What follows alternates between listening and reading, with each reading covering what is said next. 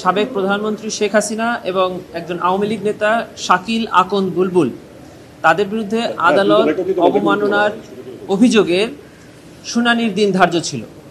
আপনারা জানেন যে জুলাই গণঅভ্যুত্থানে চলাকালে মানবতাবিরোধী অপরাধের মামলা তদন্তকালীন অবস্থায় এই দুইজন অ্যাকিউজডের কিছু কথোপকথন তদন্ত সংস্থার দৃষ্টিগোচর হয়, যেখানে একজন আসামি অপরজনকে বলছেন যে 227 জনকে মার্ডার করার লাইসেন্স পেয়ে গিয়েছে।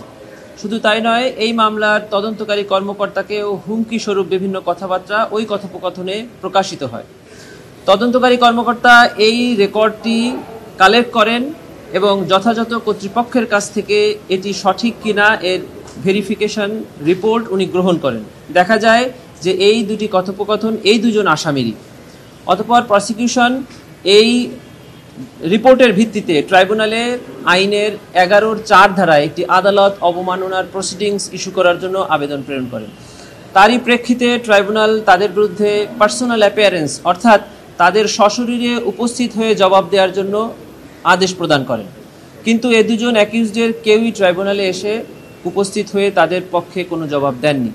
অতঃপর ট্রাইব্যুনাল তাদেরকে হাজির হওয়ার জন্য ফর অল ফেয়ারনেস দুটি বাংলাদেশের বহুল প্রচলিত পত্রিকায় বিজ্ঞপ্তি প্রকাশ করেন। সেই আদেশের প্রেক্ষিতে দুটি জাতীয় পত্রিকায় তাদেরকে ট্রাইব্যুনালে হাজির হয়ে জবাব দেওয়ার জন্য বিজ্ঞপ্তি প্রকাশ হয়।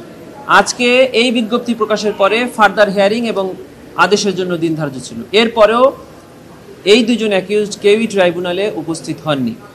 ট্রাইব্যুনালে আজকে এটি আদেশ দিতে পারতেন, আইন সেটি কভার করে, কিন্তু ফর অল ফেয়ারনেস এবং তাদেরকে পুনরায় সুযোগ দেওয়ার জন্য এবং আইনের সঠিক ব্যাখ্যা গ্রহণের জন্য ট্রাইব্যুনাল আজকে একটি আদেশ জারি করেছেন। সেটি হলো ট্রাইব্যুনাল রুলসের 41 বিধি মোতাবেক একজন অ্যামিকাস কিউরি নিয়োগ করেছেন এই মামলায় মতামত গ্রহণের জন্য এবং আদালতকে সহায়তা করার জন্য।